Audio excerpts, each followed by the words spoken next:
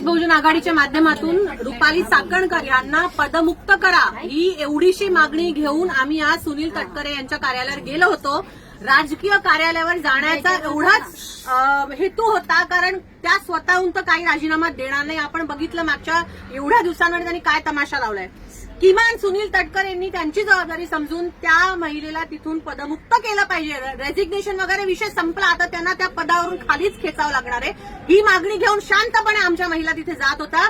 जायच्या आधीच, पोहोचायच्या आधीच पोलिसांनी धरपकड केली आणि ज्या पद्धतीने महिला पोलिसांचा खरंच धिक्कार इकडे झाला पाहिजे. आम्ही मानतोय महिलांसाठी. राज्य महिला आयोगाचं काम आहे. मी स्वतः राज्य महिला आयोगाची माजी सदस्य आहे. 3 वर्ष त्या आयोगावर मी अतिशय जिकरीने काम केलं, पण ज्या पद्धतीचं काम आज होत आहे त्याच्या विरोधात, त्या सगळ्या वक्तव्यांच्या विरोधात आम्ही तिथे होतो आणि महिला पोलिसांनाच पुढे करून आम्हाला मारहाण केली. आमचे कपडे फाडले गेले.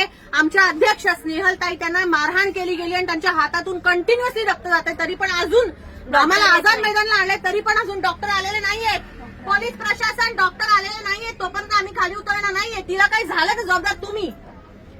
या पद्धतीने हे पोलीस या सरकारला घेऊन काम करत आहे, याचा आम्ही निषेध करतो. आणि जोपर्यंत इथे आम्हाला प्रॉपर हे पोलीस डॉक्टर बोलवून देत नाही, आणि आम्ही सुनील तटकरेंनाही सांगू इच्छितो की तुम्ही थोडी तर लाज ठेवा दादा.